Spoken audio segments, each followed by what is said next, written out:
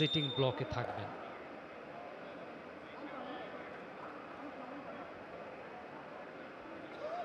তিনজন থেকে 4 জনে পরিণত হলো। মালয়েশিয়ার আর একটা পয়েন্ট। মালয়েশিয়া 17, 30 পয়েন্টে ইন্দোনেশিয়া অবস্থান করছে।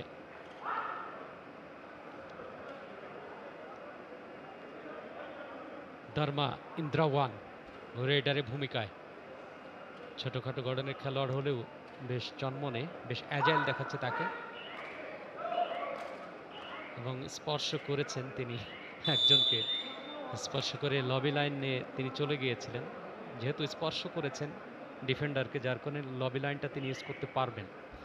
ধস্তাধস্তি বা স্ট্রাগল না হলে কিন্তু লবি লাইন, যে 1 মিটারের লবি লাইন রয়েছে দুপাশে হলুদ বর্ণের, সেই লবি লাইনটা ইউজ করা যায় না। স্ট্রাগল হলেই সেক্ষেত্রে লবি লাইনটা রেডার ব্যবহার করতে পারবেন। আর একটা পয়েন্ট, মালয়েশিয়া দল এই মুহূর্তে 4 জনের দলে পরিণত হয়েছে। রিপ্লে দেখুন, মাহেসান দারুণ একজন রেডার।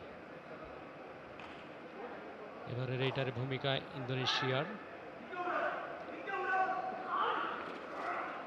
অসাধারণ, এবং শেষ চেষ্টা করেছিলেন কিন্তু 4 জন ডিফেন্ডার যেভাবে ক্যাচ করলেন, রেডারের গোড়ালি ধরে একজন আটকে দিয়েছিলেন, পেছন দিক থেকে আরো 2 জন ছুটে গিয়ে দারুণ ক্যাচ করেছেন। ওখানে রেডারকে হোল্ডিং দ্য রেডার। মালয়েশিয়া 19 পয়েন্টে পৌঁছে গেছে, তবে 31 পয়েন্ট ইন্দোনেশিয়ার এই মুহূর্তে। ব্যবধানটা বেশ, আমি বলবো, বড়ই থাকছে। 11 পয়েন্টের ব্যবধান এই মুহূর্তে। মালয়েশিয়া 2, 4, 6 জনের দলে পরিণত হয়েছে, পক্ষান্তরে ইন্দোনেশিয়া 4 জনের দলে।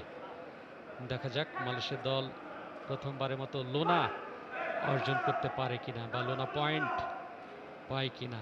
অল আউট করতে পারলেই বোনাস স্বরূপ 2টি লোনা পয়েন্ট, এবং সেই সঙ্গে শেষ ডিফেন্ডারকে যদি স্পর্শ করতে পারে রেডার, সেক্ষেত্রে আরও একটা পয়েন্ট। অর্থাৎ একজন ডিফেন্ডার থাকলে অল আউট করতে পারলে সেই রেড থেকে 3টা পয়েন্ট প্রতিপক্ষ দল পেয়ে থাকে।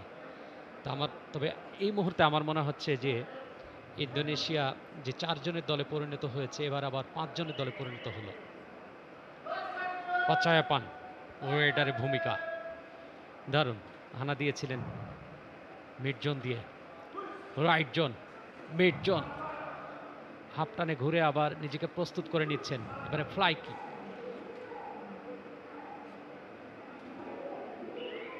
পাচায়াপান